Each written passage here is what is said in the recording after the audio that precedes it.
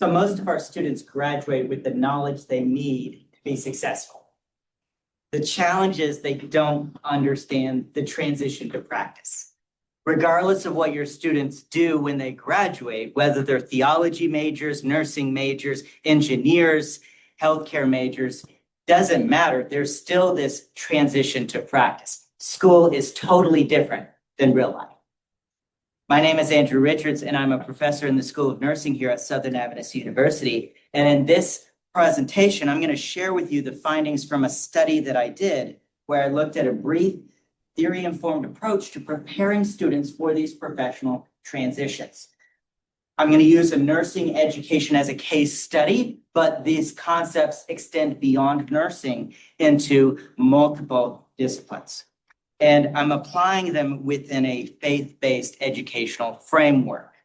So to begin with, I want to share with you what grounds me in the literature and why professional transitions matter. So what we find is the literature consistently shows that new graduates often experience heightened stress, reduced confidence, and emotional exhaustion as they transition from education roles, which they become experts at by the time they graduate, into professional roles where they're novices. And what this does is this increases their vulnerability to transition shock. This threatens their ability to be successful in their career of choice. It might actually lead them to change careers after they invest so much time and money into this education. Importantly, transition readiness is influenced by more than just knowledge or technical skills. It is shaped by personal characteristics such as self-efficacy, the quality of the academic preparation, and the culture in which the workplace students are going into. Despite ongoing calls to improve education, right, and to better bridge education to practice, few studies have looked at how we can do a better job. As a result, many students graduate academically ready, but underprepared to experience that transition, highlighting the need for more information. Just like imagine you are a captain on a ship and you see an iceberg coming, right? That could be your transition shock. So as a captain, what information, if you're the student captain of your career, what more information do you need to successfully navigate this iceberg? And so I'm going to use the metaphor of the iceberg as we continue in my presentation. Oh, I went one too far. So faith-based education and the gap. So faith-based education places a strong emphasis on calling, on vocation, and on holistic formation. We're transforming lives many times of high school students, high school graduates for the workforce to be productive members of their discipline and society. However, when students approach these professional transitions, those moments are often treated as an individual responsibility. You're on your own. We prepared you. You have your degree. Now go make a difference in the world. Right? They are milestones, but what we should look at is how can we use these as formational experiences to help the learners go from step to step in their process. So this gap between what we value and how transitions are addressed creates an important opportunity for us as educators and researchers to engage these transitions more deliberately and formatively. I would present you Schlossberg's 4S framework. This is what I used to kind of craft and construct this project. And the 4 S's stand for situation, self, support, and strategies. So rather than just viewing this transition as something that students endure or cope with, we look at this into we look at the situation students are getting into, right? And where they're coming from. So what changes are coming next and how they can prepare for those changes. We also look at self-reflection. Who are they? What are their strengths? What are their weaknesses? How can they build up their strengths? How can they decrease their weaknesses? The support available to them. What resources do they have? Where are the gaps in support, right? And then finally, the next level of preparation? How can we help them be ready for the next stage? So this model has been widely used in adult transition research and aligns well within a faith-based education emphasis that includes reflection, discernment, and intentional growth. And so this framework became the foundation for the structured reflection activity that was used in this study I'm going to share with you. So the workshop, I presented my undergraduate nursing students with a 1-hour guided reflective workshop based on the 4 S's we just talked about. And I operationalized this theory using this reflection tool that you can see on the screen.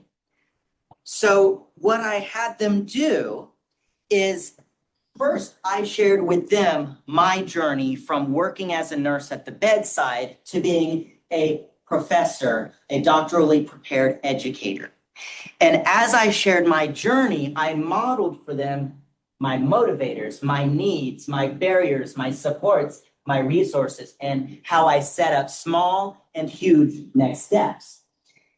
In between each of those phases, I had the learners in the classroom take time to collaborate and to reflect upon what is your big change that's coming? Why are you doing that? What do you need to be successful? What barriers might limit your success? What supports do you already have access to? And what resources might you need additionally? And then to jump it off, what are some small things you can do today to be better prepared for tomorrow? And then what are the big things you need to start planning today so in 3 to 5 months, it's not a big obstacle. Now you've planned ahead for that. So what did I find? Following the workshop, students reported high levels of satisfaction with the workshop. The majority indicated they were satisfied or very satisfied, 80%. Most students also reported feeling more prepared for their upcoming transition. However, I observed a statistically significant increase in self-reported anxiety and stress after the workshop. And a paired sample t-test showed that this was significant, suggesting that this heightened awareness rather than harm. And I'm going to go into that in a moment, really dig into that. Satisfaction scores did not differ based on gender, age, or race, ethnicity. Now, let's talk about these findings and making sense of them. So let's get back to this iceberg. And what you know about icebergs and what I know about icebergs is what you see isn't what you get. You get a lot more to the iceberg than just what is this on the surface. Just like when you look at your students, your senior students as they're getting ready to graduate, getting ready to take exams, we're getting ready to enter the workforce, there's a lot going on underneath the surface. At first glance, the increase in anxiety and stress may seem concerning. Should we panic? What should we do? Why are they stressed? However, when you look along at the high satisfaction levels and the feelings of preparation, I feel less concerned about this increase in stress. So as students reflected upon it, they were more conscious of this obstacle. They were more conscious of the transition. They were more aware that this was happening. And so in adult development and formation, awareness often precedes growth. And discomfort is a normal part of this process. From this perspective, the workshop appeared to have supported this reflection and readiness rather than simply reassuring them everything will work out, you'll be okay, it'll come to you in time, right? So what can we take away from this? Implications for faith-based educators, right? These findings suggest that several implications exist. First, professional transitions are not simply logistical milestones, point A, point B, point C. They are formative moments that allow us, that invite reflection on identity, calling, and support. Second, this type of preparation does not require you to develop a brand new course, does not require you to redesign your curriculum overnight. You can embed a 1-hour presentation or workshop into a class that already exists. Finally, structured reflection, grounded in this framework, Schlossberg's 4S's, can intentionally embed across a variety of contexts, allowing institutions to align transition preparation with their commitments to holistic formation.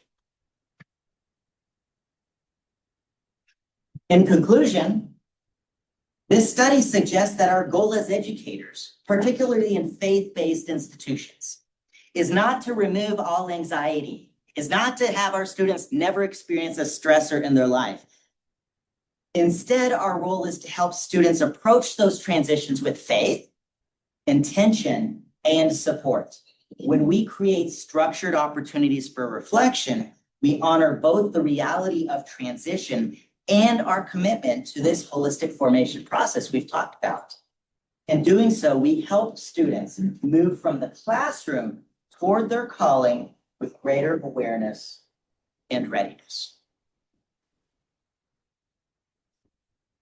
So if you want, you can scan the QR code and this will take you to the website where my article is. It is behind a paywall, so if you have an encounter there, send me an email and I can help you out with that if your institution doesn't have access to this article. And this presentation just presented a few of the key moments. If you want to dig deeper into the statistics or the methodologies more, you can definitely find it more in the article. Here are a selection of my references.